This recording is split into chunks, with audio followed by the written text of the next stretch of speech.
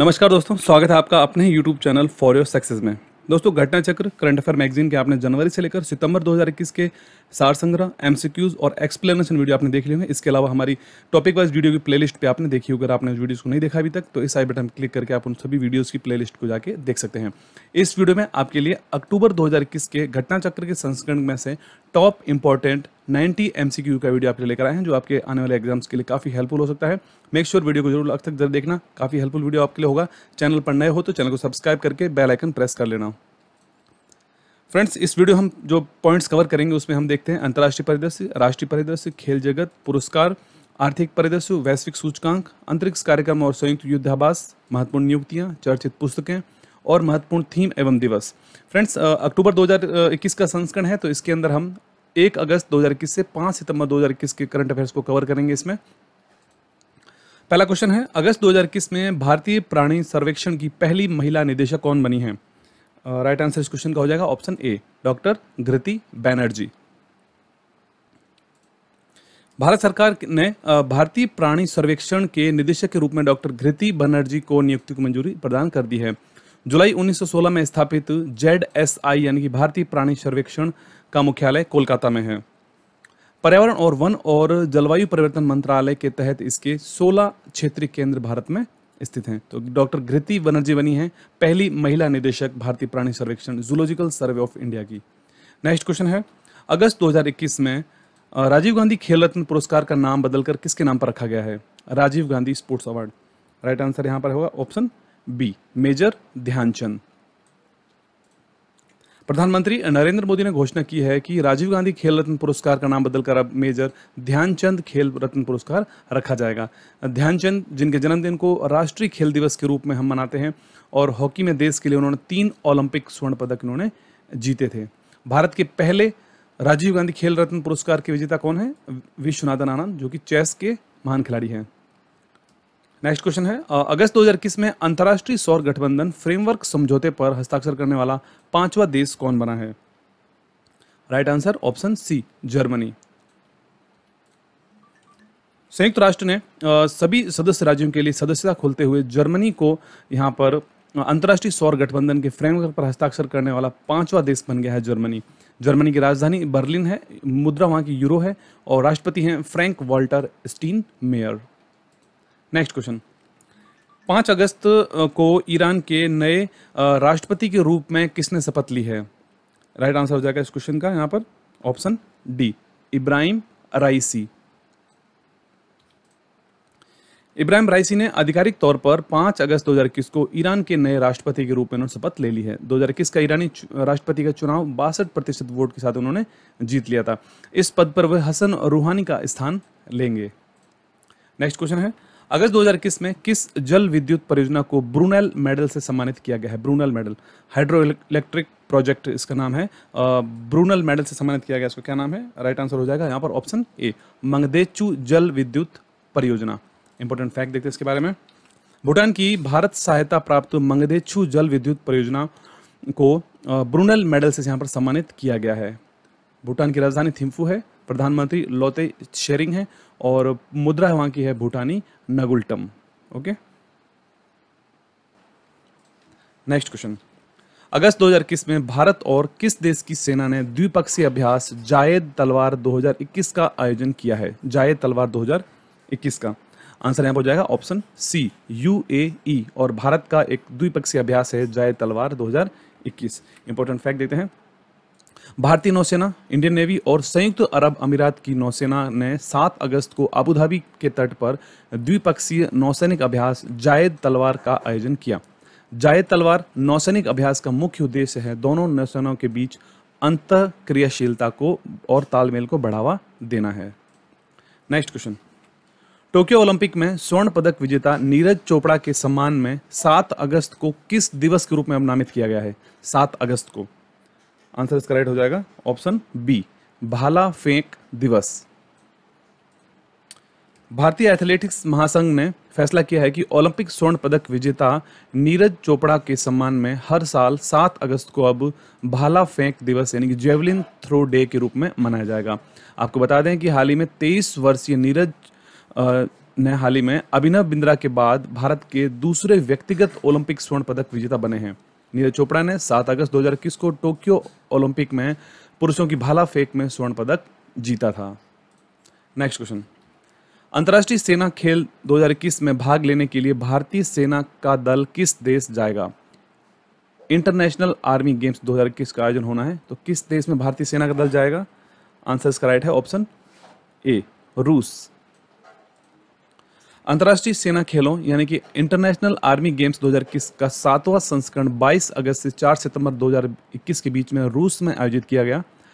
अंतर्राष्ट्रीय सेना खेलों को युद्ध ओलंपिक के रूप में भी जाना जाता है, वॉर ओलंपिक के नाम से भी इनको जाना जाता है। नेक्स्ट क्वेश्चन, हाल ही में राष्ट्रीय महिला आयोग की अध्यक्षा का कार्यकाल 3 वर्ष के लिए बढ़ाया गया है, उनका क्या नाम है?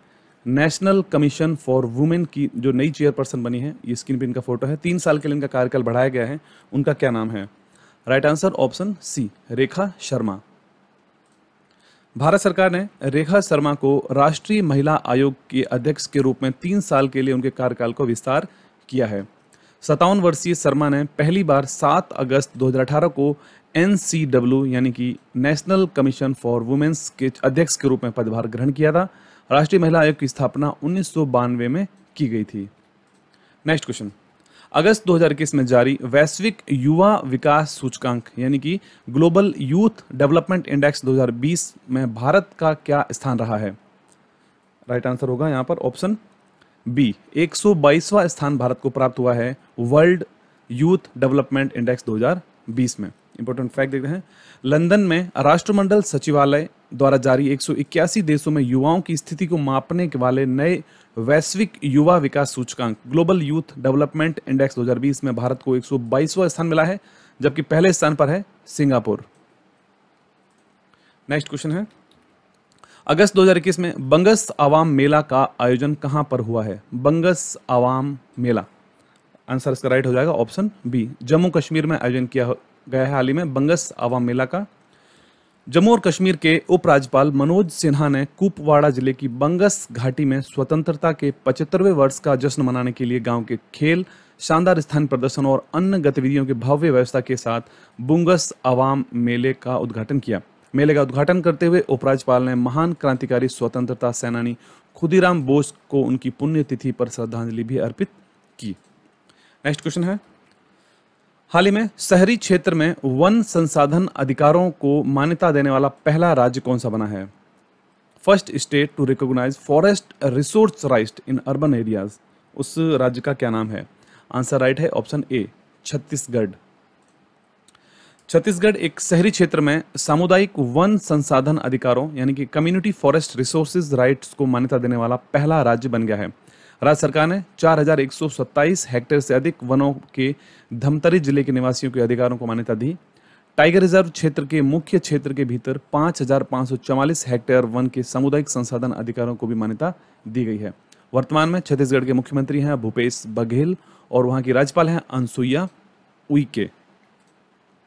नेक्स्ट क्वेश्चन, हाल ही में आयोजित होने वाला नौसैनिक अभ्यास अल मोहद अल हिंदी किन देशों का पहला अभ्यास है? नौसैनिक अभ्यास Al Mohed Al Hindi, right answer option D है, भारत और सऊदी अरब का यह एक नौसैनिक अभ्यास है संयुक्त रूप से अल Mohed Al Hindi. Important fact देखते हैं, भारत और सऊदी अरब ने अपना पहला नौसैनिक अभ्यास अल मोहद अल हिंदी 2021 आयोजित करने के लिए पूरी तरह तैयार है। अभ्यास में भाग लेने के लिए भारत का निर्देशित मिसाइल विध्वंसक INS कोच्चि सऊदी अरब पहुंच चुका है। संयुक्त नौसैनिक अभ्यास भारत और सऊदी अरब के बीच बढ़ते रक्षा और सैन्य सहयोग का प्रतिबिंब प्रदर्शित करेगा। नेक्स्ट क्वेश्चन, हाल ही में उत्तर प्रदेश सरकार ने 1925 में हुए काकोरी कांड का नाम अब क्या रखा है? नया नाम क्या रखा है काकोरी कांड का, जिसे काकोरी इंसिडेंट कहते हैं, जो कि 1925 में हुआ था।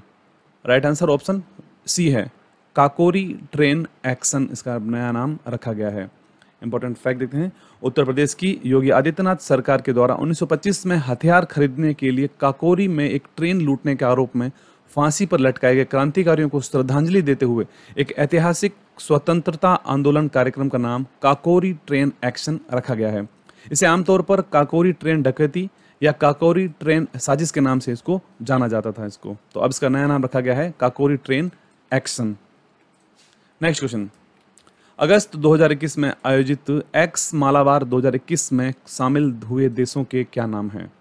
एक्स मालाबार 2021, राइट आंसर है ऑप्शन यहाँ पर डी होगा राइट इसका यहाँ पर, यानी कि भारत, जापान, अमेरिका, ये सभी इसमें शामिल हुए थे। इंपॉर्टेंट फैक्ट देखते हैं, भारत, अमेरिका, जापान और ऑस्ट्रेलिया, ये चारों क्वाड देशों की नौसेनाओं 21 अगस्त 21 में इंडो पैसिफिक में गुआम के तट पर वार्षिक मालाबार नौसैनिक अभ्यास का आयोजन करेगी। मालाबार नौसैनिक अभ्यास का बंदरगाह चरण जो कि 21 से 24 अगस्त 2021 तक चला, इसके बाद समुद्री चरण जो था वह 25 से 29 अगस्त 2021 तक चला था। नेक्स्ट क्वेश्चन है, अगस्त 2021 में किस देश ने परमाणु क्षमता संपन्न बैलिस्टिक मिसाइल गजनवी का सफल परीक्षण किया है? गजनवी का राइट आंसर यहां पर होगा ऑप्शन ए, पाकिस्तान की यह मिसाइल है गजनवी, जिसका हाल ही में परीक्षण किया गया है। इंपॉर्टेंट फैक्ट देखते हैं, पाकिस्तानी सेना ने परमाणु सक्षम सतह पर प्रहार करने वाली परमाणु क्षमता संपन्न बैलिस्टिक मिसाइल का सफल परीक्षण किया है। गजनवी मिसाइल 290 किलोमीटर तक के लक्ष्य पर अपना हमला कर सकती है और परमाणु और पारंपरिक दोनों प्रकार के हथियार ले जाने में भी यह सक्षम है।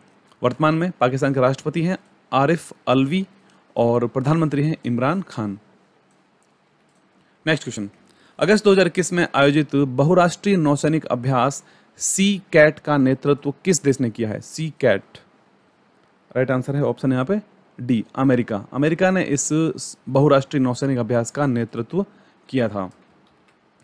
भारतीय नौसेना ने अपने समुद्री युद्धाभ्यास का प्रदर्शन करने के लिए सिंगापुर में अमेरिकी नौसेना के नेतृत्व वाले दक्षिण पूर्व एशियाई सहयोग और प्रशिक्षण सी कैट सैन्य अभ्यास में हिस्सा लिया। अभ्यास के 20वें संस्करण का आयोजन अमेरिकी नौसेना द्वारा हाइब्रिड फॉर्मेट में किया गया था। अभ्यास में भाग लेने वाले अन्य देशों में Australia, Bangladesh, Brunei, Canada, France, Germany, Indonesia, Japan, Malaysia, Maldives, New Zealand, Philippines, दक्षिण Korea, Singapore, Sri Lanka, Thailand, United Kingdom और वियतनाम, ये सभी देश इसमें शामिल थे, जबकि इसकी जो नेतृत्व किया गया था वह अमेरिकी नौसेना के द्वारा किया गया था। ओके, नेक्स्ट क्वेश्चन है, सितंबर 2021 में डूरंड कप का 130वां संस्करण का आयोजन होना है। सितंबर 21 में इसका संबंध किस खेल से है? डूरंड कप का संबंध, राइट आंसर है यहाँ पर ऑप्शन डी, फुटबॉल से संबंधित है डूरंड कप। इंपॉर्टेंट फैक्ट देखते हैं इसके बारे में, डूरंड कप के बारे में। एशिया का सबसे पुराना और दुनिया का तीसरा सबसे पुराना यह फुटबॉल टूर्नामेंट है जिसे डूरंड कप कहते हैं। ये एशिया का सबसे पुराना है। 1 साल के अंतराल के बाद वापसी के लिए पूरी तरह तैयार है यह कप। डूरंड कप का 130वां संस्करण 5 सितंबर से 3 अक्टूबर 2021 के बीच कोलकाता में इसका आयोजन होगा। कोविड-19 महामारी के कारण पिछले साल इस प्रतियोगिता को रद्द कर दिया गया था। नेक्स्ट क्वेश्चन, हाल ही में किस शहर को स्वच्छ सर्वेक्षण के अंतर्गत देश का पहला वाटर प्लस प्रमाणित शहर घोषित किया गया है? वाटर प्लस प्रमाणित शहर, आंसर इसका होगा right option A, Indore. Bharat के सबसे स्वच्छ शहर मध्य प्रदेश के इंदौर ने स्वच्छ सर्वेक्षण के तहत पहले वाटर प्लस प्रमाणित शहर के रूप में भी घोषित होने की एक और उपलब्धि हासिल कर ली है। स्वच्छ सर्वेक्षण पूरे शहरों और कस्बों में सफाई, स्वच्छता का वार्षिक सर्वेक्षण है। भारत के स्वच्छ भारत मिशन के रूप में इसे लॉन्च किया गया था। वर्तमान में मुख्यमंत्री हैं शिवराज सिंह चौहान और राज्यपाल हैं मंगू भाई छगन भाई पटेल। नेक्स्ट क्वेश्चन, हाल ही में WHO ने नोवल रोग जनकों की उत्पत्ति के लिए कौन सा समूह का गठन किया है? WHO के द्वारा इस समूह का गठन किया गया है, उस समूह का क्या नाम है? आंसर है ऑप्शन डी, SAGO, इसे शॉर्ट में कहेंगे इसको। आइए इसके बारे में इंपॉर्टेंट फैक्ट देखते हैं पहले। विश्व स्वास्थ्य संगठन ने नोवल रोग जनकों की उत्पत्ति के लिए अंतर्राष्ट्रीय वैज्ञानिक सलाहकार समूह या SAGO का यहाँ पर गठन किया है। इस समूह का कार्य व्यवस्थित रूप से महामारी क्षमता के साथ भविष्य के उभरते रोग जनकों के उद्भव का अध्ययन करना होगा और इस संबंध में विकास को सलाह देना होगा। WHO के अध्यक्ष कौन है वर्तमान में? तो टेड्रोस अधानोम इनका नाम है। मुख्यालय है जिनेवा स्विट्जरलैंड में और स्थापना इसकी 7 अप्रैल 1948 में हुई थी। नेक्स्ट क्वेश्चन, अगस्त 2021 में रामसर सूची में 4 अन्य स्थलों को शामिल किया गया है। अब इनकी कुल संख्या कितनी हो गई है भारत में? Ramsar sites, right answer option C है 46, 46 रामसर साइट्स। इंपॉर्टेंट फैक्ट देखते हैं, भारत के 4 अन्य आर्द्र भूमि को रामसर साइट्स की सूची में जोड़ा गया है, जो इसे अंतर्राष्ट्रीय महत्व के वेटलैंड के रूप में इसका दर्जा देती है। इसके साथ भारत में अब रामसर साइट्स की संख्या कितनी हो गई है? 46। पहले यहाँ पर 42 थी और अब 4 नई साइट्स जुड़ी हैं, इसके बाद अब 46 हो गई हैं। इसमें से 2 साइट्स जो नई जुड़ी हैं वो हरियाणा की हैं और 2 हैं गुजरात की। इनके नाम देख लेते हैं। थोल जो कि गुजरात की है, ठीक है।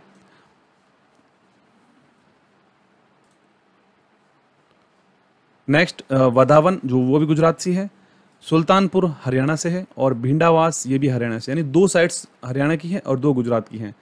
यह 1 फरवरी 1982 को भारत के लिए लागू हुआ है। वे आर्द्र भूमि को अंतर्राष्ट्रीय महत्व के हैं रामसर साइट्स के रूप में घोषित की जाती हैं।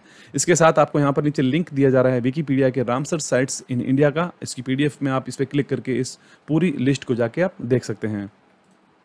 नेक्स्ट क्वेश्चन है, भारत का कौन सा राष्ट्रीय उद्यान पहला सैटेलाइट फोन वाला राष्ट्रीय उद्यान बना है?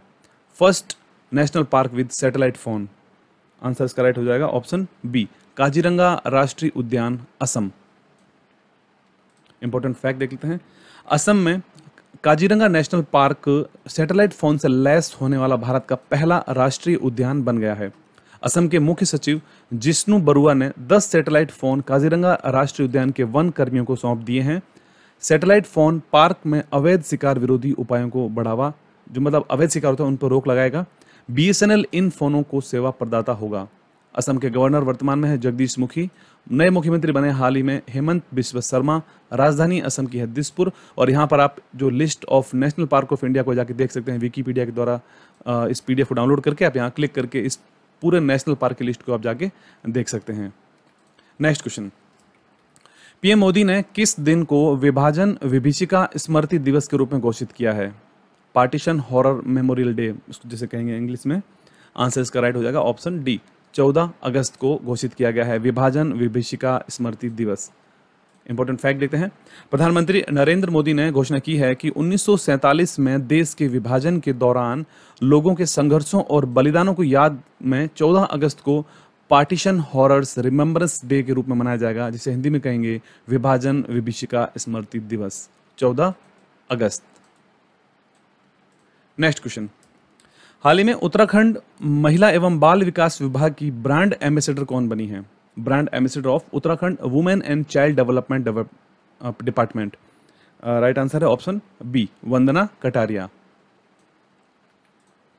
उत्तराखंड के मुख्यमंत्री पुष्कर सिंह धामी ने घोषणा की हाल ही में कि भारतीय महिला हॉकी टीम की खिलाड़ी हैं वंदना कटारिया, जिन्हें राज्य के महिला अधिकारिता और बाल विकास विभाग की इनको ब्रांड एम्बेसडर इनको नियुक्त किया है। और हाल ही में इन्होंने टोक्यो ओलंपिक में हैट्रिक बनाकर पहली महिला खिलाड़ी बनी है आज तक की भारतीय जिन्होंने की हैट्रिक बनाई हो टोक्यो ओलंपिक में। नेक्स्ट क्वेश्चन, अगस्त 2021 में भारत के 69वें शतरंज ग्रैंड मास्टर कौन बने हैं? 69वें शतरंज ग्रैंड मास्टर, ये स्क्रीन पे इनका फोटो है।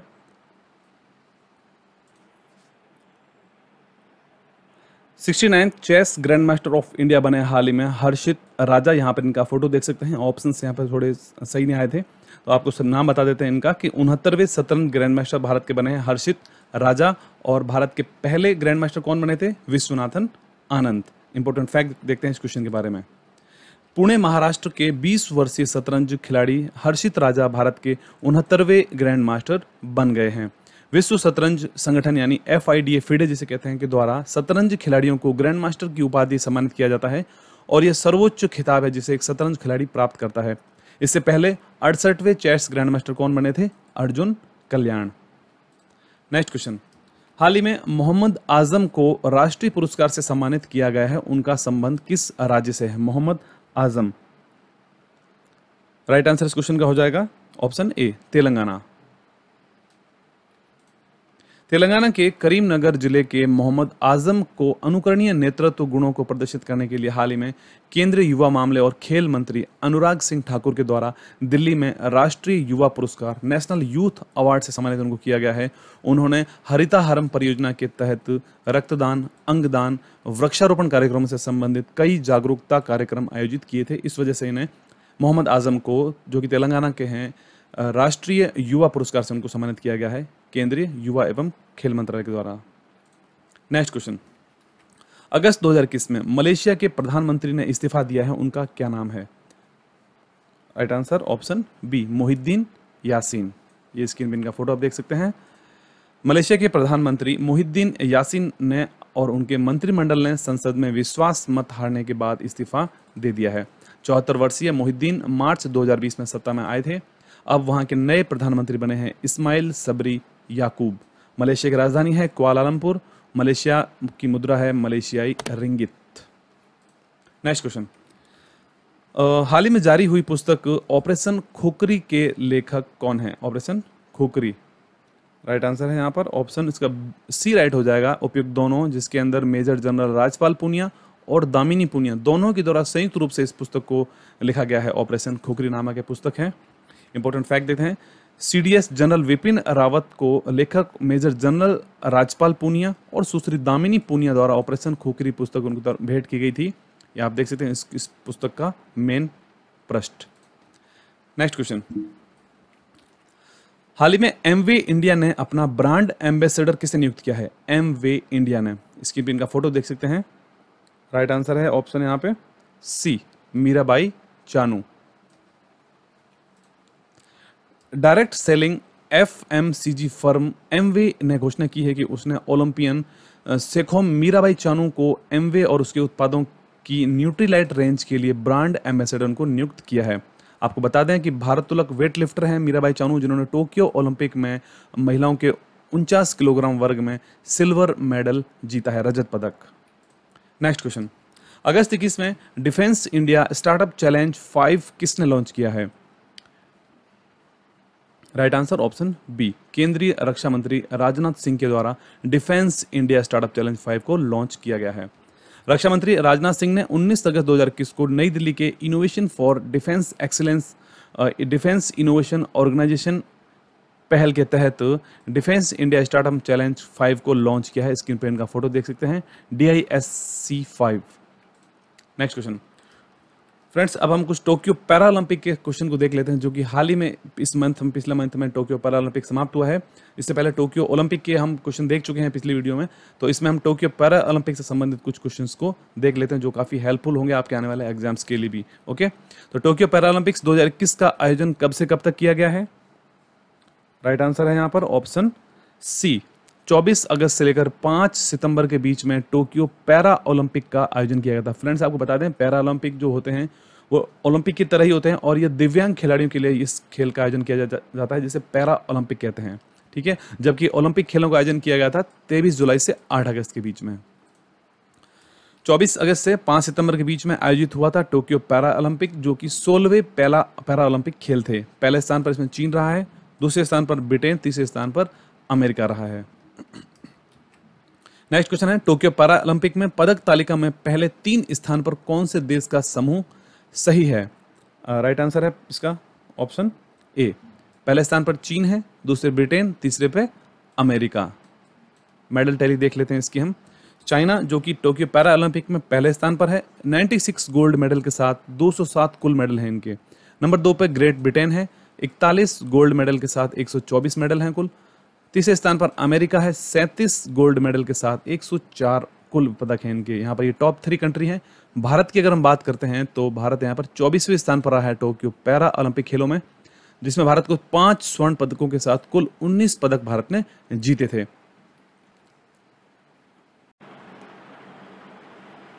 हाल ही में आयोजित टोक्यो पैरा ओलंपिक कितने नंबर का ओलंपिक था, पैरा ओलंपिक था? राइट आंसर है यहाँ पर ऑप्शन बी, 16वां पैरा ओलंपिक खेल थे, जो कि टोक्यो में हाल ही में आयोजित किए गए थे। इंपॉर्टेंट फैक्ट देख लेते हैं, 24 अगस्त से 5 सितंबर के बीच में टोक्यो पैरा ओलंपिक का आयोजन किया गया था। ये 16वें संस्करण था पैरा ओलंपिक खेलों का।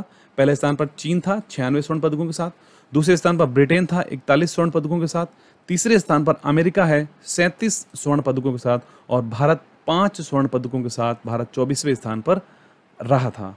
ओके, नेक्स्ट क्वेश्चन है, टोक्यो पैरा ओलंपिक में भारत ने कितने स्वर्ण पदक जीते हैं? टोक्यो पैरा ओलंपिक में भारत ने जीते हैं, राइट आंसर है ऑप्शन डी, 5 स्वर्ण पदक भारत ने जीते हैं टोक्यो पैरा ओलंपिक में। आइए उनके बारे में देख लेते हैं।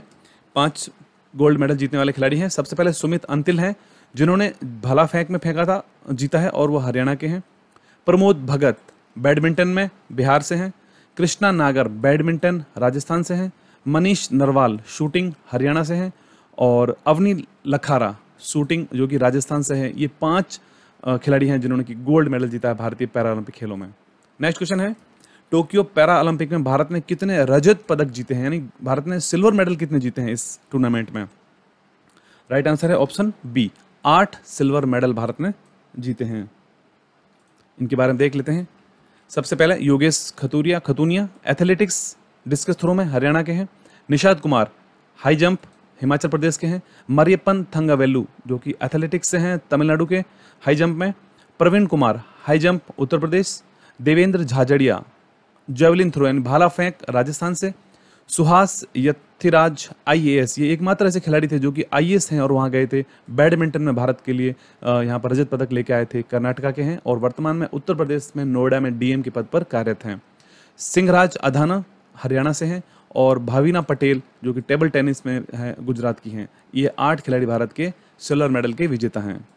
पीडीएफ को डाउनलोड करके आप आराम से इसको देख सकते हैं। नेक्स्ट क्वेश्चन है, टोक्यो पैरा ओलंपिक में भारत ने कितने कांस्य पदक जीते हैं? गोल्ड भारत ने 5 जीते हैं, रजत पदक भारत ने 8 जीते हैं और कांस्य पदक ब्रॉन्ज मेडल कितने जीते हैं? 6।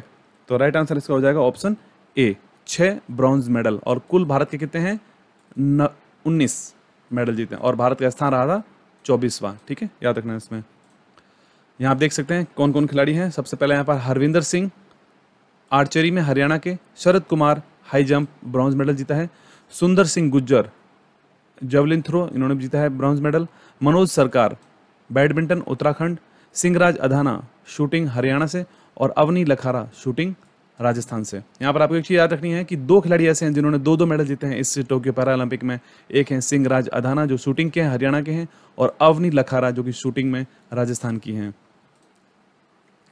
नेक्स्ट क्वेश्चन है अवनी लखारा से जुड़ा हुआ है, टोक्यो पैरा ओलंपिक के इतिहास में एक पैरा ओलंपिक में 2 पदक जीतने वाली पहली भारतीय महिला खिलाड़ी कौन बनी है पैरा ओलंपिक खेलों के इतिहास में? राइट आंसर है ऑप्शन बी, अवनी लखारा। ये स्क्रीन पर इनका फोटो आप देख सकते हैं।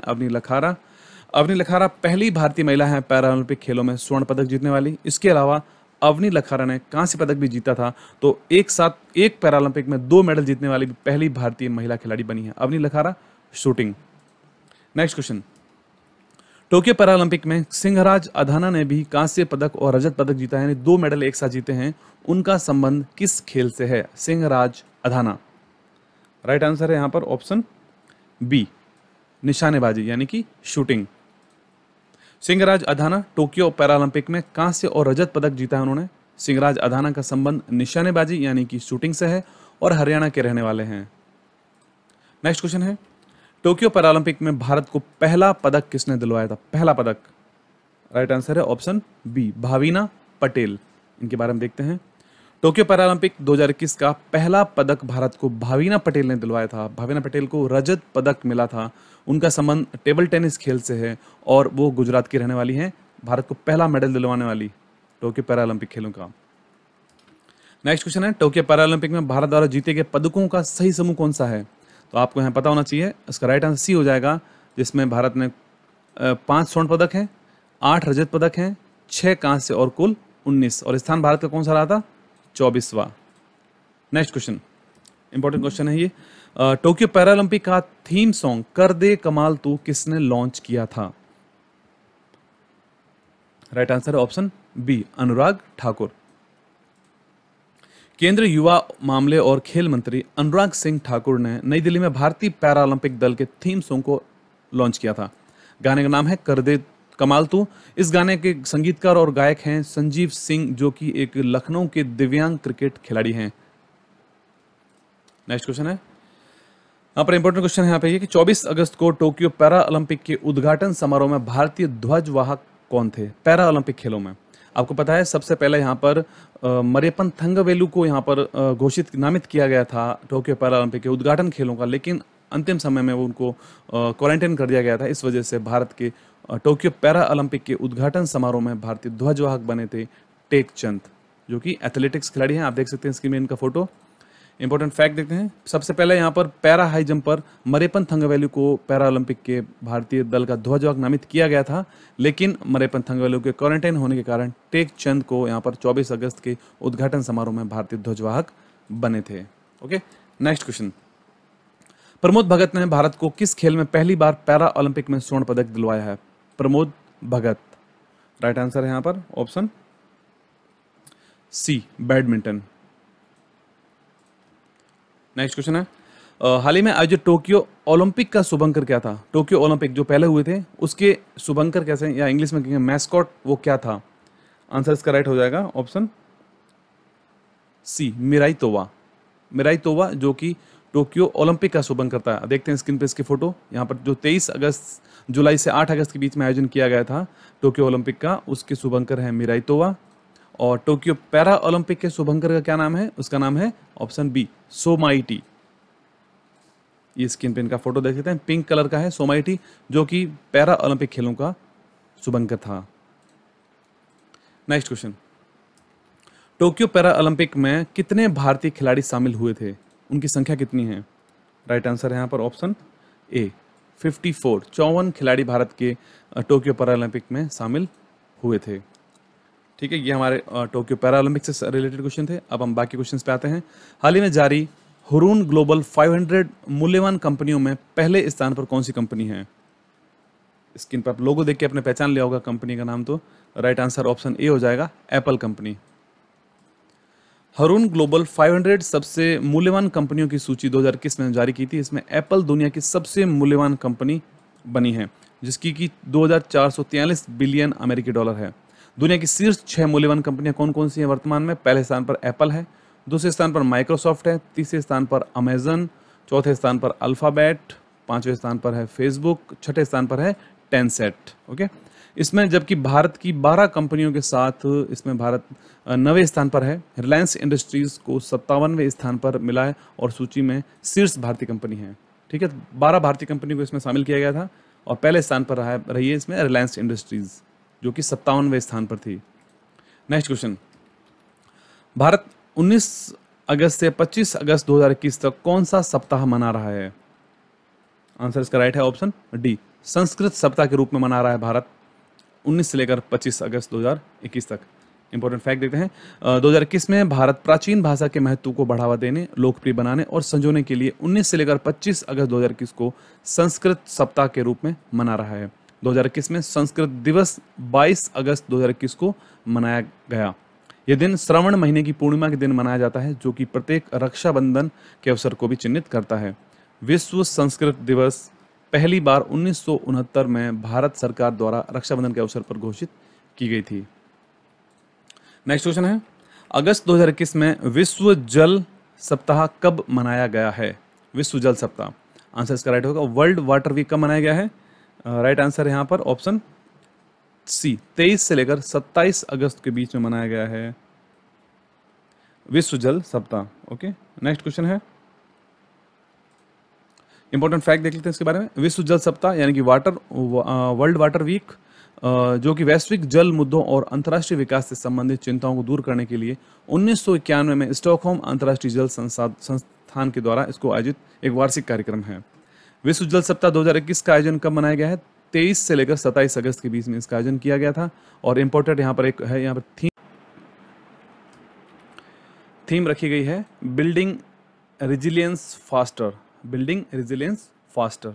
ओके, नेक्स्ट क्वेश्चन, हाल ही में वित्त मंत्री निर्मला सीतारमण ने उभरते सितारे फंड लॉन्च किया है। इसका उद्देश्य क्या है? उभरते सितारे, राइट आंसर है यहाँ पर ऑप्शन, इसमें डी राइट हो जाएगा, सूक्ष्म लघु मध्यम कंपनियों को बढ़ावा देना है। एमएसएमई जो कंपनियां हैं उनको बढ़ावा देना है। केंद्रीय वित्त मंत्री निर्मला सीतारमण ने एक कार्यक्रम के में निर्यात उन्मुख फर्मों और स्टार्टअप के लिए एक महत्वाकांक्षी उभरते सितारे फंड लॉन्च किया, जैसे शॉर्ट में कहेंगे यूएसएफ। फंड का उद्देश्य है सूक्ष्म लघु और मध्यम कंपनियों को बढ़ावा देने के लिए धन की व्यवस्था करना है।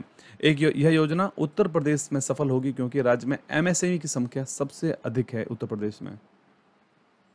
नेक्स्ट क्वेश्चन, भारत की सबसे बड़ी फ्लोटिंग सोलर परियोजना कहाँ शुरू हुई है? फ्लोटिंग सोलर परियोजना, floating solar project, answer right इसका है ऑप्शन ए, आंध्र प्रदेश। तैरता सोलर परियोजना यहाँ पर है, देख सकते हैं। इंपॉर्टेंट फैक्ट देखते हैं। एनटीपीसी ने आंध्र प्रदेश के विशाखापट्टनम में अपने सिमहाद्री थर्मल स्टेशन के जलाशय पर 25 मेगावाट बिजली की भारत में सबसे बड़ी फ्लोटिंग सोलर परियोजना को लॉन्च किया है। फ्लेक्सिबिलाइजेशन योजना के तहत स्थापित होने वाली ये भारत पहली सौर परियोजना भी है। एनटीपीसी के अध्यक्ष कौन है वर्तमान में? नेशनल थर्मल पावर कॉर्पोरेशन के श्री गुरदीप सिंह। नेक्स्ट क्वेश्चन है, हाल ही में चर्चा में रहा वांचुआ महोत्सव 2021 कहां पर मनाया गया? वांचुआ महोत्सव, राइट आंसर इसका हो जाएगा ऑप्शन सी, असम। तिवा आदिवासी असम में वांचुआ महोत्सव में भाग लेने के लिए अपने पारंपरिक उन्होंने प्रदर्शन किया। यह त्यौहार तिवा आदिवासियों द्वारा अपनी अच्छी फसल को चिन्हित करने के लिए मनाया जाता है।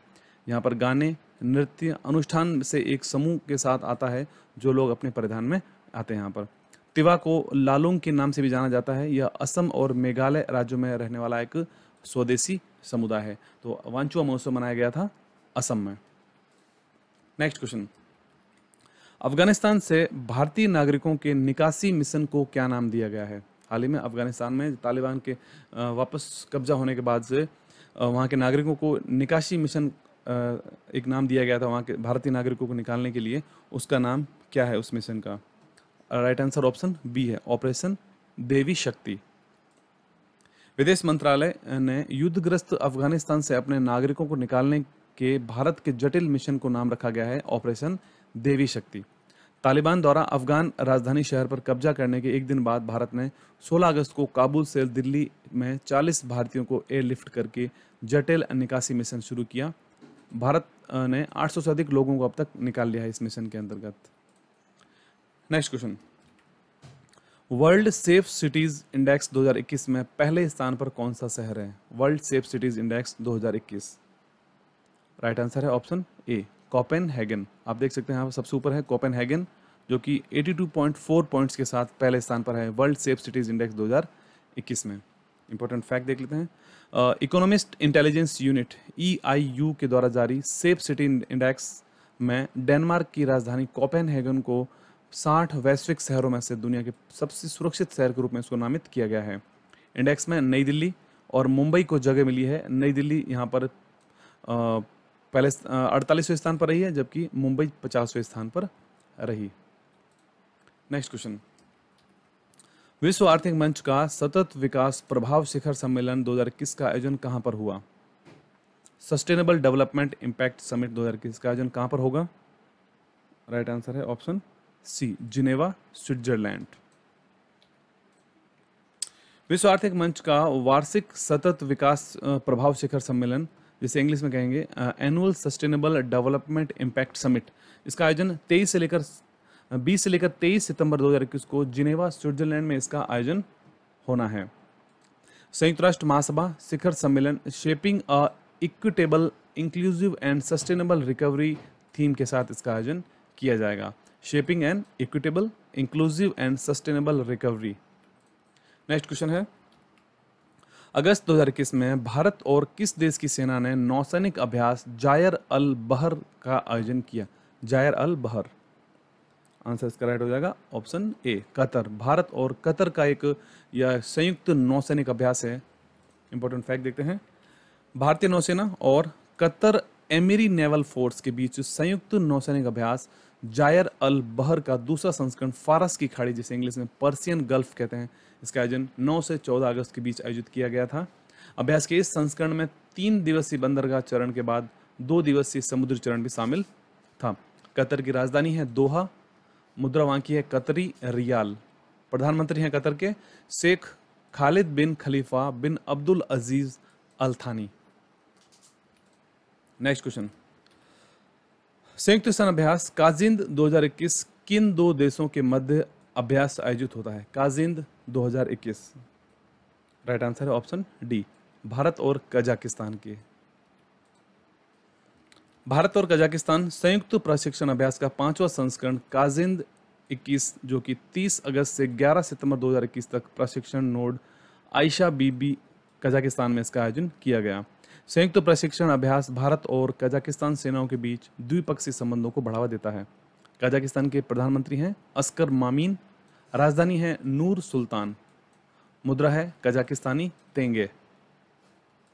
नेक्स्ट क्वेश्चन, हाल ही में सुजलम अभियान किस मंत्रालय के द्वारा शुरू किया गया है? सुजलम अभियान, राइट आंसर है ऑप्शन सी, जल शक्ति मंत्रालय के द्वारा। जल शक्ति मंत्रालय ने ग्राम स्तर पर अपशिष्ट जल प्रबंधन का कार्य करते हुए सबसे अधिक खुले में शौच मुक्त प्लस गांवों को बनाने के लिए सुजलम नामक एक 100 दिवसीय अभियान का शुरुआत की है। 25 अगस्त 2021 को शुरू हुआ यह अभियान आज़ादी का अमृत महोत्सव समारोह का एक हिस्सा है। सुजलम अभियान के 3 फोकस क्षेत्र कौन से हैं? तो इसमें 1 मिलियन शौच गड्ढों का निर्माण है, दूसरा शौचालयों की रेट्रोफिटिंग और नए घरों में शौचालय की सुविधा। नेक्स्ट क्वेश्चन, अगस्त 2021 में जारी वैश्विक विनिर्माण सूचकांक में भारत कौन से स्थान पर है? वैश्विक विनिर्माण सूचकांक जिसे ग्लोबल मैन्युफैक्चरिंग इंडेक्स कहेंगे, तो भारत इसमें कौन से स्थान पर है?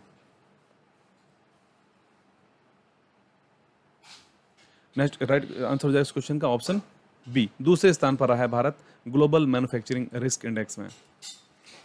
भारत एक वैश्विक विनिर्माण केंद्र के रूप में उभरा है और दुनिया का दूसरा सबसे वांछित विनिर्माण गंतव्य बनने के लिए यहाँ पर बना है global manufacturing risk index. Next question, reserve bank of India ने संदीप बख्शी को किस बैंक का एमडी और सीईओ नियुक्त किया है? संदीप बख्शी, राइट आंसर है ऑप्शन बी, आईसीआईसी बैंक। भारतीय रिजर्व बैंक ने आईसीआईसीआई बैंक के एमडी और सीईओ के रूप में संदीप बख्शी की फिर से नियुक्ति को मंजूरी दे दी है। 15 अक्टूबर 2021 से 3 अक्टूबर 2023 तक प्रभावी रहेगा और 9 अगस्त 2019 को आयोजित वार्षिक आम बैठक में इनको संदीप बख्शी को यहाँ पर इनकी नियुक्ति को मंजूरी प्रदान की थी। अब 3 वर्ष के लिए इनकी फिर से इनकी नियुक्ति को मंजूरी प्रदान कर दी गई है। नेक्स्ट क्वेश्चन, हाल ही में आयोजित एनएसजी कमांडो के आतंकवाद विरोधी अभ्यास का क्या नाम है? एनएसजी कमांडो के एंटी टेररिज्म एक्सरसाइज, उसका क्या नाम रखा गया है? ऑप्शन बी इसका राइट हो जाएगा, गांडीव अभ्यास। इंपॉर्टेंट फैक्ट देखते हैं, एनएसजी द्वारा इन स्थानों पर वार्षिक अभ्यास का तीसरा संस्करण गांडीव, जो कि 22 अगस्त को शुरू किया गया है, सप्ताह भर चलेगा, जो कि 28 अगस्त तक जारी यहाँ पर रहा था। ये उत्तर प्रदेश, मध्य प्रदेश, गुजरात और राष्ट्रीय राजधानी क्षेत्र के कई शहर इसमें राष्ट्रीय अभ्यास के भाग के रूप में आतंकवाद विरोधी बल, राष्ट्रीय सुरक्षा गार्ड के द्वारा इस अभ्यास का आयोजन कर रहे हैं। आपको बता दें कि महाभारत में अर्जुन के धनुष जो था उसका नाम था गांडीव और उसके नाम पर ही इस अभ्यास का नाम रखा गया है। नेक्स्ट क्वेश्चन है, सितंबर 2021 में शेयर्ड डेस्टिनी 2021 नामक संयुक्त सैन्य अभ्यास कौन कौन से देश शामिल होंगे इसमें? राइट आंसर यहाँ पर ऑप्शन सी हो जाएगा इसका, चीन, पाकिस्तान, मंगोलिया और थाईलैंड। इंपॉर्टेंट फैक्ट देते हैं, चीन, पाकिस्तान, मंगोलिया और थाईलैंड देश के सशस्त्र बल जिसे शेयर्ड डेस्टिनी 2021 नामक एक बहुराष्ट्रीय शांति अभ्यास में हिस्सा लेंगे। यह अभ्यास चीन में सितंबर 2021 के महीने में आयोजित किया जाएगा। चारों देश हेनान के क्वेशान काउंट्री में पीएलए के संयुक्त हथियारों के सामरिक प्रशिक्षण के आधार पर पहले बहुराष्ट्रीय शांति रक्षा अभ्यास शेयर्ड डेस्टिनी 2021 में हिस्सा लेंगे। नेक्स्ट क्वेश्चन है, महिला अधिकारिता पर पहली बार G20 मंत्री स्तरीय सम्मेलन कहां पर आयोजित किया गया? G20 मंत्री स्तरीय सम्मेलन महिला अधिकारिता पर, राइट आंसर है ऑप्शन ए, इटली। महिला अधिकारिता पर पहली बार G20 मंत्री स्तरीय सम्मेलन इटली के सांता मार्गरिटा लिगूर में आयोजित किया गया। केंद्रीय महिला एवं बाल विकास मंत्री श्रीमती स्मृति ईरानी ने भारत की ओर से इस बैठक में हिस्सा लिया था। नेक्स्ट क्वेश्चन, हाल ही में रक्षा मंत्री राजनाथ सिंह ने आर्मी स्पोर्ट्स इंस्टीट्यूट पुणे का नाम बदलकर अब क्या रखा है? Army sports institute Pune, right answer option है हो जाएगा बी, नीरज चोपड़ा स्टेडियम अब नाम रखा गया है आर्मी स्पोर्ट्स इंस्टीट्यूट पुणे का नाम। इंपॉर्टेंट फैक्ट देखते हैं, भारतीय रक्षा मंत्री राजनाथ सिंह ने पुणे स्थित सेना खेल संस्थान के दौरे के दौरान सेना के खेल संस्थान स्टेडियम का नाम नीरज चोपड़ा स्टेडियम रखा गया है। नीरज चोपड़ा ने टोक्यो ओलंपिक में भाला फेंक स्पर्धा में भारत के लिए स्वर्ण पदक जीता था। 87.58 मीटर तक का थ्रो, वो गोल्डन थ्रो जो किया था वो नीरज चोपड़ा के द्वारा किया गया था। नेक्स्ट क्वेश्चन है हाल ही में किस बांग्लादेशी महिला को रेमन मैग्सेसे पुरस्कार 2021 मिला है? रेमन मैग्सेसे, इस क्वेश्चन का राइट आंसर है, आप फोटो देख सकते हैं स्क्रीन पे इनका। राइट आंसर है option C, doctor Firdausi Qadri. Ramon Magsaysay पुरस्कार के विजेताओं की घोषणा हाल ही में की गई है, जिसमें विजेताओं को औपचारिक रूप से मनीला के रेमन मैग्सेसे केंद्र में 28 नवंबर को कार्यक्रम के दौरान उनको सम्मानित किया जाएगा। पुरस्कार पाने वालों में बांग्लादेश की डॉक्टर फिरदौशी कादरी और पाकिस्तान के मोहम्मद अमजद साकिब, जो कि और इसके साथ फिलीपींस के मत्स्य पालन और सामुदायिक पर्यावरणविद रॉबर्टो बेलोन, अमेरिकी नागरिक स्टीवन मुंसी जो कि मानवीय कार्यों के लिए काम करते हैं और शरणार्थी की मदद करते हैं, इसके अलावा खोजी पत्रकारिता के लिए इंडोनेशियाई वॉच डॉग, यानी इन 5 जनों को यहाँ पर दिया गया है Ramon Magsaysay award 2021। Next question, हाल ही में वित्त मंत्री निर्मला सीतारमण ने किस राज्य में माई पैड माई राइट योजना शुरू की है? My pad my right, right answer है ऑप्शन ए, त्रिपुरा। त्रिपुरा में केंद्रीय वित्त मंत्री निर्मला सीतारमण ने राज्य की अपनी यात्रा के दूसरे और अंतिम दिन गोमती जिले के किला गांव में नाबार्ड और नैब फाउंडेशन के द्वारा शुरू की गई माई पैड माई राइट योजना का उद्घाटन किया। इस परियोजना का उद्देश्य है अनुदान और वेतन सहायता, पूंजीगत उपकरणों के माध्यम से आजीविका और मासिक धर्म स्वच्छता को ग्रामीण महिलाओं के करीब उनको लाना है। त्रिपुरा के मुख्यमंत्री हैं विप्लव कुमार देव, राज्यपाल हैं सत्यदेव नारायण आर्य। नेक्स्ट क्वेश्चन, हाल ही में चर्चा में रहा ओरंग राष्ट्रीय उद्यान किस राज्य में स्थित है? ओरंग राष्ट्रीय उद्यान नेशनल पार्क है, राइट आंसर है ऑप्शन ए, असम। असम कैबिनेट ने ओरंग नेशनल पार्क से पूर्व प्रधानमंत्री राजीव गांधी के नाम को हटाने का फैसला लिया है। ओरंग नाम आदिवासी और चाय जनजाति समुदाय की भावना से जुड़ा हुआ है, इसलिए कैबिनेट ने राजीव गांधी ओरंग राष्ट्रीय उद्यान का नाम बदलकर अब ओरंग राष्ट्रीय उद्यान करने का निर्णय लिया। यानी कि राजीव गांधी नाम जो पहले इसके आगे आता था उसको अब इन्होंने हटाने का फैसला ले लिया है। ब्रह्मपुत्र नदी के उत्तरी तट पर स्थित ओरंग राष्ट्रीय उद्यान जो कि 78.8 वर्ग किलोमीटर में फैला राज्य का सबसे पुराना वन्य अभ्यारण्य है। 1985 में इसे वन्य जीव अभ्यारण्य का नाम दिया गया था और 1999 में इसे राष्ट्रीय उद्यान घोषित किया गया था। असम के राज्यपाल हैं वर्तमान में जगदीश मुखी और मुख्यमंत्री हैं हेमंत बिस्वा शर्मा। नेक्स्ट क्वेश्चन, सितंबर 2021 में केंद्रीय प्रत्यक्ष कर बोर्ड सीबीडीटी जिसे कहते हैं कि नए अध्यक्ष कौन बने हैं? राइट आंसर है ऑप्शन बी, जेबी महापात्रा। ये इनका फोटो आप देख सकते हैं, जेबी महापात्रा। इंपॉर्टेंट फैक्ट देख लेते हैं इनके बारे में।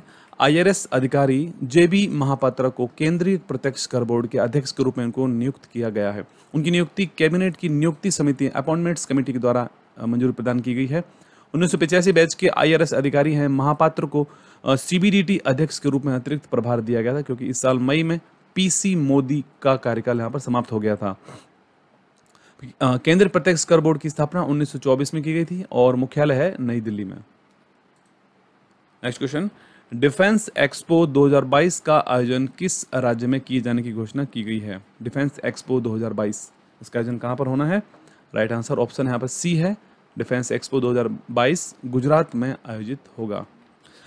इंपॉर्टेंट फैक्ट देखते हैं, अगला डिफेंस एक्सपो 2022 में गुजरात द्वारा आयोजित किया जाएगा। मुख्यमंत्री विजय रूपाणी ने इसकी घोषणा की है। इस संबंध में रक्षा उत्पादन विभाग और गुजरात सरकार के बीच समझौता ज्ञापन पर हस्ताक्षर किए गए हैं। इस द्विवार्षिक कार्यक्रम में लगभग 100 देशों के भाग लेने की उम्मीद थी। डिफेंस एक्सपो अगले साल 10 से लेकर 13 मार्च 2022 को गांधीनगर में आयोजित किया जाएगा। डिफेंस एक्सपो 2022 का उद्देश्य मेक इन इंडिया से दुनिया के लिए आगे बढ़ना है। इसके साथ आपको ये भी बता दें कि गुजरात के अब वर्तमान में जो मुख्यमंत्री हैं वो भूपेंद्र पटेल हैं। इससे पहले यहाँ पर जब ये डिफेंस एक्सपो की घोषणा की गई थी तब विजय रूपाणी थे और अब इनके द्वारा इस्तीफा दे दिया गया अपने पद से। अब वहाँ के गुजरात के नए मुख्यमंत्री हैं भूपेंद्र पटेल। नेक्स्ट क्वेश्चन है, हाल ही में बीएसएफ के नए महानिदेशक कौन बने हैं? DG BSF. राइट आंसर यहाँ पर है ऑप्शन बी, पंकज कुमार सिंह। यहाँ पर स्क्रीन पे इनका फोटो देख सकते हैं। बीएसएफ के नए डीजी हैं। राजस्थान कैडर के 1988 बैच के आईपीएस अधिकारी पंकज कुमार सिंह सीमा सुरक्षा बल के नए महानिदेशक बने हैं। 58 वर्षीय पंकज सिंह ने आईपीएस अधिकारी और भारत तिब्बत सीमा के पुलिस महानिदेशक एसएस देसवाल की जगह ली है, जो कि जुलाई 2021 से बीएसएफ के अतिरिक्त प्रभार संभाल रहे थे। तो अब पंकज कुमार सिंह हैं बीएसएफ के नए डीजी। नेक्स्ट क्वेश्चन, हाल ही में लद्दाख ने किस पशु को राज्य पशु घोषित किया है? यहाँ देख सकते हैं ये राज्य पशु है और ये राज्य पक्षी है। तो राज्य पशु किसे घोषित किया है? आंसर इसका राइट है ऑप्शन डी, हिम तेंदुआ।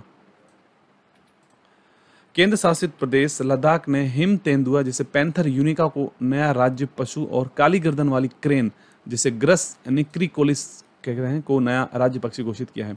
इस संबंध में 31 अगस्त 2021 को एक अधिसूचना जारी की गई जो कि लद्दाख के उपराज्यपाल श्री राधा कृष्ण माथुर के द्वारा जारी की गई थी। 2019 में जम्मू कश्मीर और लद्दाख के अलग अलग प्रशासनिक प्रभागों में विभाजन को ध्यान में रखते हुए निर्णय लिया गया था। इसके अलावा लद्दाख में हाल ही में दुनिया के सबसे अधिक ऊंचाई वाले मूवी थिएटर का भी उद्घाटन किया गया है।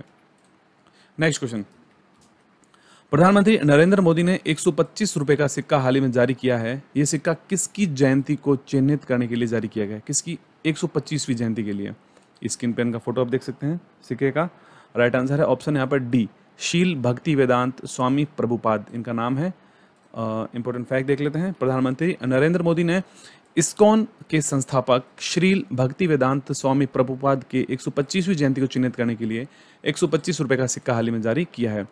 जुलाई 1966 में प्रभुपाद ने international society for Krishna consciousness जिसे इस्कॉन कहते हैं शॉर्ट में की स्थापना की थी, जिसमें आमतौर पर हरे कृष्ण आंदोलन के रूप में भी जाना जाता है इस इस्कॉन को। नेक्स्ट क्वेश्चन, अगस्त 21 में भारत ने किस देश के साथ ग्रेटर माले कनेक्टिविटी प्रोजेक्ट पर समझौता किया है? ग्रेटर माले कनेक्टिविटी प्रोजेक्ट, आंसर राइट इसका है ऑप्शन बी, मालदीव। भारत की वित्तीय सहायता से शुरू होने वाली ग्रेटर माले संपर्क परियोजना के लिए भारत और मालदीव ने समझौता ज्ञापन पर हस्ताक्षर हुए हाल ही में। इस योजना के तहत 6.74 किलोमीटर लंबा पुल और सेतु लिंक तैयार किया जाएगा। यह परियोजना राजधानी माले को नजदीकी द्वीप हैं जैसे विलिंगली, गुलिहा फलू और थिलाफुशी को आपस में जोड़ेगी। इन सभी द्वीपों को। मालदीव का राष्ट्रपति कौन है? इब्राहिम मोहम्मद सालेह। नेक्स्ट क्वेश्चन, हाल ही में चीन ने कितने बच्चों की नीति को औपचारिक रूप से अनुमोदन किया है? कितने बच्चों की नीति को अपनाया है चीन ने हाल ही में? राइट आंसर है ऑप्शन सी, 3 बच्चे। इंपॉर्टेंट फैक्ट देखते हैं। चीन की राष्ट्रीय विधायिका ने सत्तारूढ़ कम्युनिस्ट पार्टी द्वारा लाई गई 3 बच्चों की नीति को 20 अगस्त 2021 को औपचारिक रूप से अनुमोदन कर दिया है।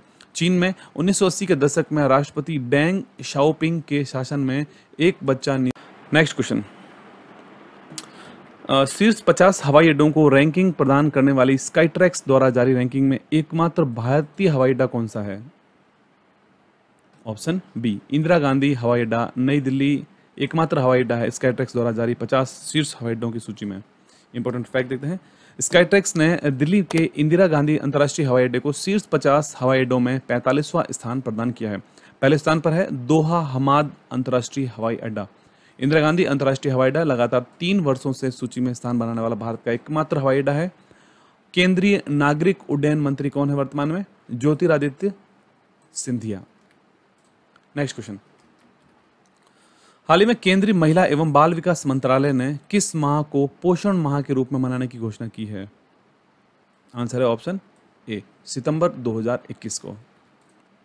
केंद्रीय महिला एवं बाल विकास विभाग ने सितंबर 2021 को पोषण माह के रूप में मनाने की घोषणा की है। भारत 2021 में आज़ादी का अमृत महोत्सव मना रहा है। इसमें ग्राम पंचायतों, आंगनवाड़ी, स्कूल आदि में पोषण वाटिका के लिए वृक्षारोपण पर ध्यान केंद्रित किया जाएगा। सितंबर 2021 पोषण माह। नेक्स्ट क्वेश्चन, अगस्त 2021 में स्वदेश निर्मित निगरानी पोत विग्रह को भारतीय तटरक्षक बल में शामिल किया गया है। इसका निर्माण किसने किया है? सर्विलांस शिप विग्रह जिसका नाम है, इसका निर्माण किसने किया है? राइट आंसर है यहाँ पर option C, Larsen and Toubro ship building limited के द्वारा इसका निर्माण किया गया है। इंपॉर्टेंट फैक्ट देखते हैं। चेन्नई में 28 अगस्त 2021 को स्वदेश निर्मित निगरानी पोत विग्रह को भारतीय तटरक्षक बल में शामिल किया गया है। इस पोत को Larsen and Toubro ship building limited द्वारा स्वदेशी रूप से डिजाइन किया गया है। विग्रह पोत लार्सन एवं टुब्रो शिप बिल्डिंग लिमिटेड द्वारा निर्मित 7 अपतटीय निगरानी जहाजों की श्रृंखला में अंतिम पोत है।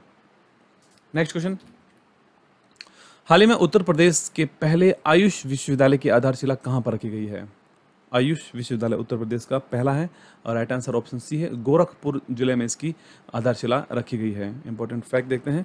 28 अगस्त 2021 को राष्ट्रपति रामनाथ कोविंद ने उत्तर प्रदेश में गोरखपुर में राज्य के पहले आयुष विश्वविद्यालय की आधारशिला रखी है।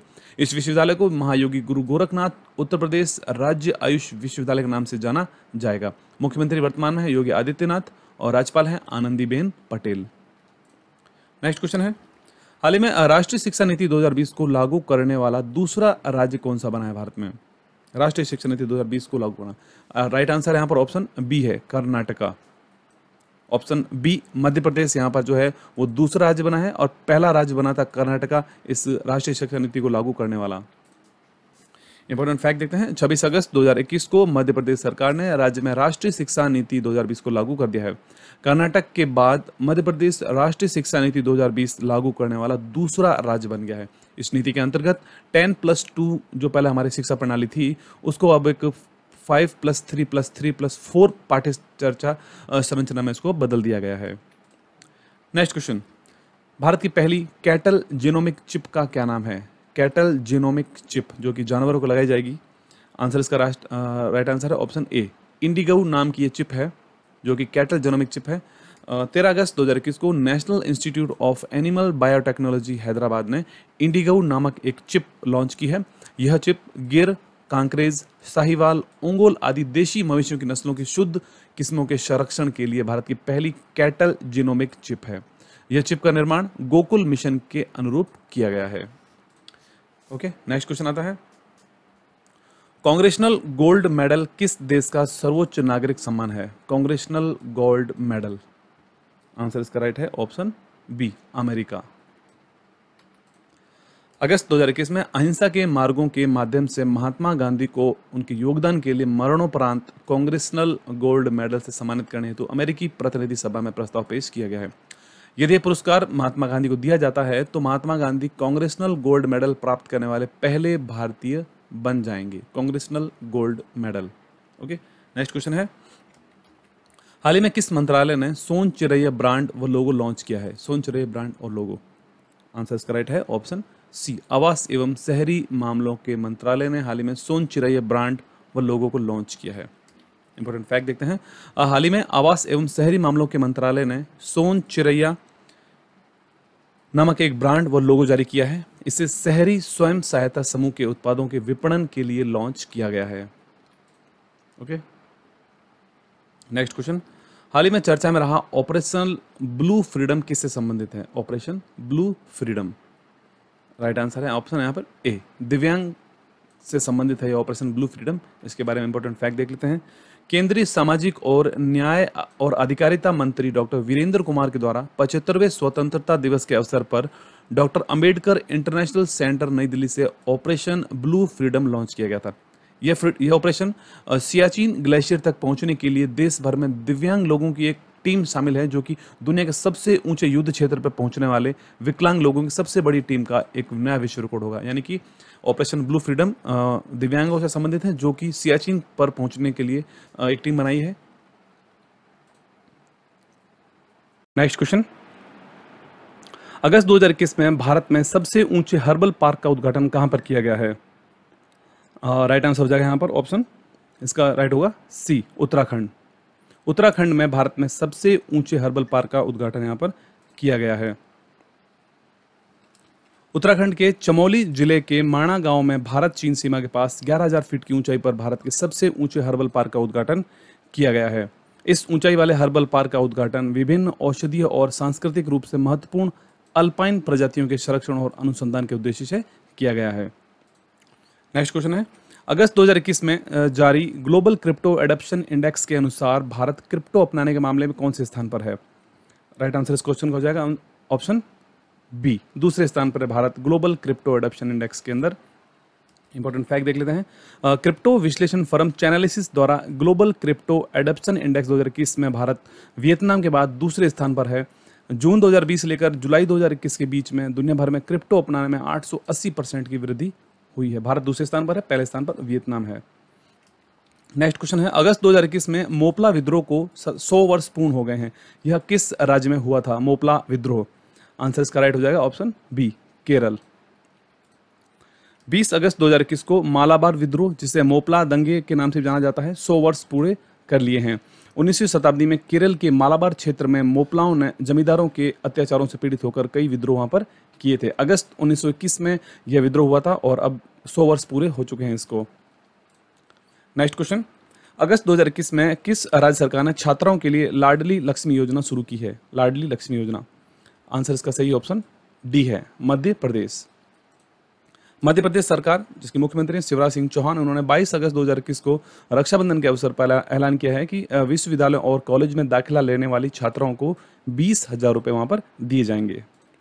नेक्स्ट क्वेश्चन, अगस्त 2021 में लॉन्च किया गया युक्त धारा पोर्टल किससे संबंधित है? युक्त धारा पोर्टल, आंसर इसका राइट है ऑप्शन सी, भू स्थानिक।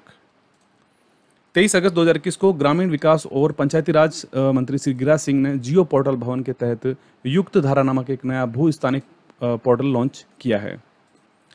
और आज का हमारा आखिरी क्वेश्चन है, अगस्त 2021 में कोरोना के किस सिंगल डोज वाले टीके को भारत में आपातकालीन उपयोग के लिए मंजूरी प्रदान की गई है? आंसर इसका राइट है option D, Johnson and Johnson corona vaccine को यहाँ पर मंजूरी प्रदान की गई है। इससे पहले यहाँ पर कोवैक्सीन, कोविशील्ड, स्पुतनिक 5 को मंजूरी दी गई थी। इसके अलावा मॉडर्ना को, और जो 5वीं जो बनी है वैक्सीन वो है जॉनसन एंड जॉनसन। इसके अलावा एक छठी वैक्सीन और जिसको अप्रूव दिया गया है वो है जाइकोव डी।